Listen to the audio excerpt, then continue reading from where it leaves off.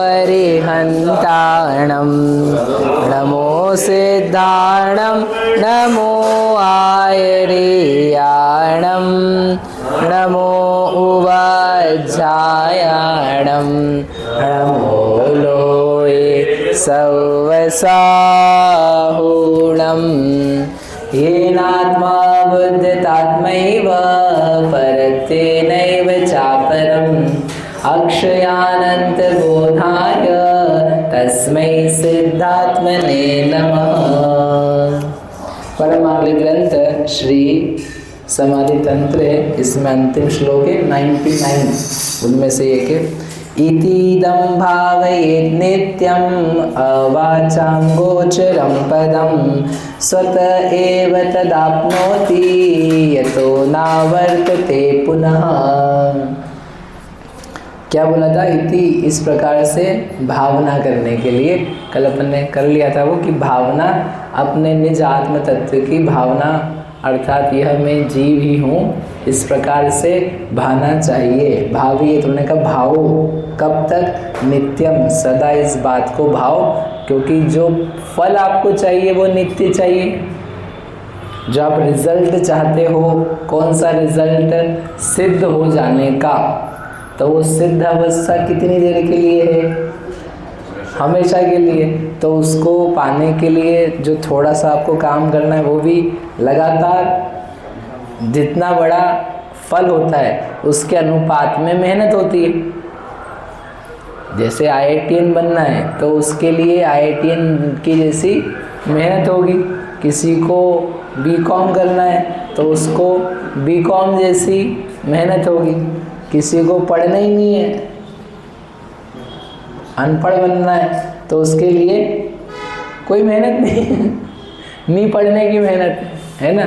तो जो पद पाना है वो चूंकि नित्य है, शादी अनंत है, तो उसके लिए वो कह रहे हैं एक काम तुम लगातार इस भाव में करो। भावयेत नित्यम, नित्य भावना करो। कैसा? अवाचां गोचरम पदम, जिस पद को वचनों में नहीं कहा जा सकता है। सिद्ध भगवान के सुख को अपन किन शब्दों में बता सकते हैं? आत्मा के अतीन्द्रिय आनंद को किन शब्दों में कहा जा सकता है? किससे उसको कंपेयर किया जा सकता है? क्या शब्द दिए जाएं? आत्मा के आनंद में इतना आनंद है कि 100 लड्डू खाओ, 100 रसगुल्ले खाओ, अनेक स्त्रियों का संग हो, इस प्रकार का जो आनंद है वैसा आनंद आत्मा में आता है।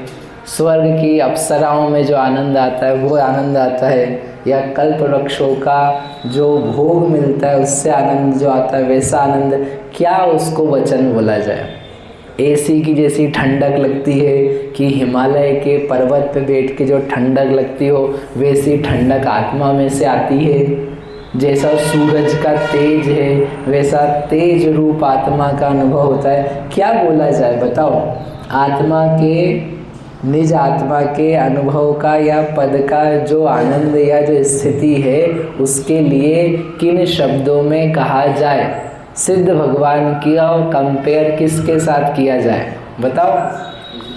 आपकी बच्चे से किया जाए, आपकी पत्नी से किया जाए, आपके घर से किया जाए, या कोई चक्रवर्ती से किया जाए, चक्रवर्ती के गधे घोड़ों से किया जाए। हाँ, उनके घोड़े भी रत्न हैं, 14 रत्न में से। तो किसके साथ किया जाए?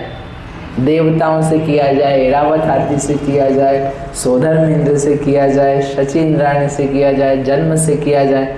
How do you compare? किससे किया जाए? किससे किया जाए? किसी से भी नहीं कर सकते। इसलिए क्या लिखा है? अवाचाम गोचरम पदम, उस पद की महिमा, उस पद की स्थिति को, वो शादी अनंत काल तक चलने वाला वह अद्भुत पद है, उसे यह जीव आत्मा की भावना करने से स्वतः एव, स्वयं ही, अपने आप ही, खुद से ही, बिना किसी दूसरे के आशीर्वाद के, तदा उस समय आपनोति यानी प्राप्त कर लेता है। ये कर लेता, यतः अंतिम चरण है इसका, यतः ना आवर्तते पुनः, ऐसा जाता है न आवर्तते, फिर से वापस लौट करके नहीं आता है। ये तो बहुत बुरी बात है। आप ऐसी गंदी गंदी बातें बता रहे हो हमको कि एक बार गए तो वापस ही लौट के नहीं आए। हैं हम मतलब जाएंगे और नहीं लौट के आए, इतना आप हमको दुष्ट समझते हो। अरे तुम सोचो, एक जगह जाएंगे वापस से संसार में लौट करके नहीं आएंगे, तो ये अच्छा हुआ कि बुरा हुआ? अपन बार बार लौट लौट के आ रहे हैं, घूम घूम करके फिर से वही मनुष्य, वही तिर्यंश, वही गधा घोड़ा, वही बैल बंदर, इधर उधर घूम घूम के वही शरीर, वही शक्ल, वही चमड़ी, वही रोग, वही खाना पीना, उठना बैठना, मिलना जुलना, तेरी मेरी, वही सब वही का वही, बार बार सीखा हुआ, फिर वही भुला करके वही ABCD चालू। So is it good? ये क्या बहुत अच्छी बात है? ऐसे गए, हाँ कैसे जाना है? ऐसे गए कि वापस से लौट करके यतो ना आवर्तते, वर्तन हो रहा है, वर्तन, आवर्तन यानी परिणमन, बार बार व्यक्ति क्या है, वही 4 गति में।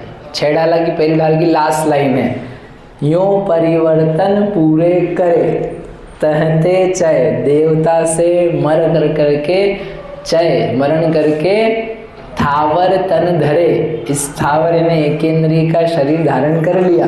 तो चालू किया था निगोद की एकेंद्रीय पर्याय से, एक श्वास में 8-10 बार ऐसा करके चालू किया था, तो वो एकेंद्रीय पर्याय से निकला था और सब जगह घूम फिर करके कहाँ पहुँच गया? फिर से एकेंद्रीय में पहुँच गया। तो ने क्या हो गया? परिवर्तन पूरा हो गया। यों परिवर्तन पूरे करे, बिल्कुल देवता को सीधे पहुंचा दिया। कहाँ पर?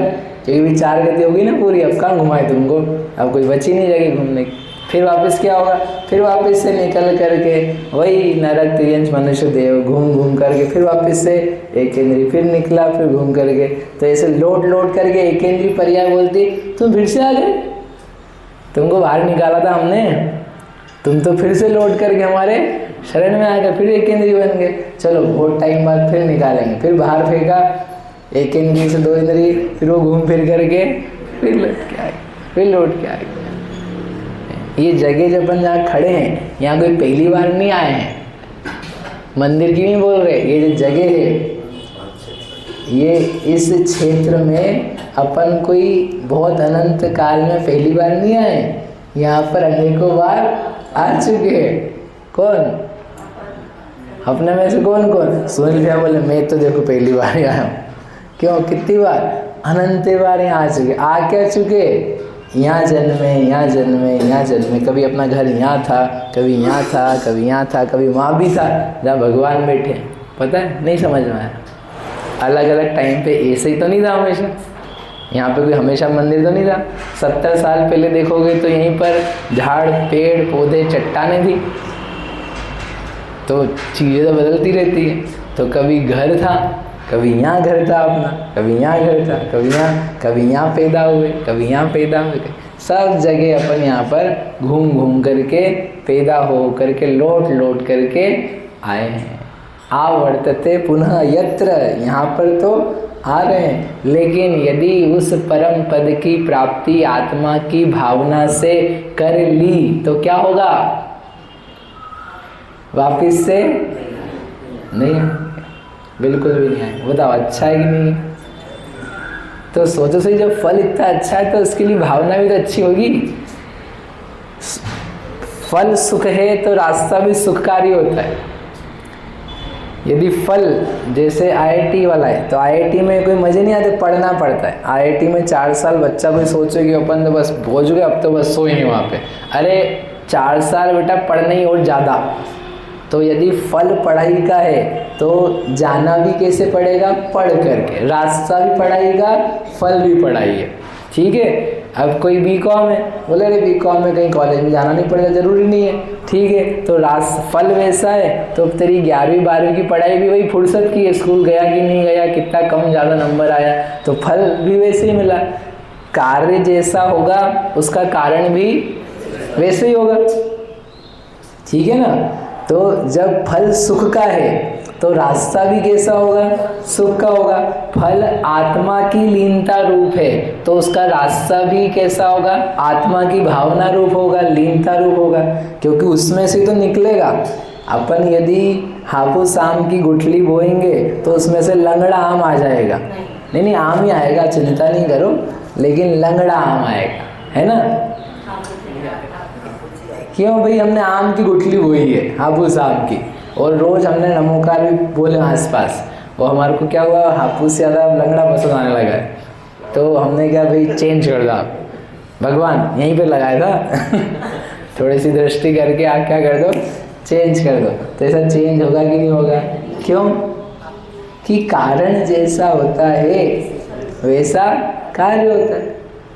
ठीक है, कार्य जैसा होता है वो कारण को बताता है। मेरा ये कहने का इसलिए मैंने बोला कि हम ये समझ रहे कि हमको सिद्ध बन जाए, हम सुखी हो जाएंगे, लेकिन ये जो रास्ता है ना, रास्ता मोक्ष मार्ग का, और ये रत्नत्रय, सम्यक दर्शन, आत्मा और तपस्या, ये बहुत कठिन है भैया, ये निकाल दो आप तुमको सीधे भगवान बना दो, हम तैयार हैं सब जाने, हमको सबको सीधे आप भगवान बनाओ, हम रहेंगे, लौट के नहीं आएंगे।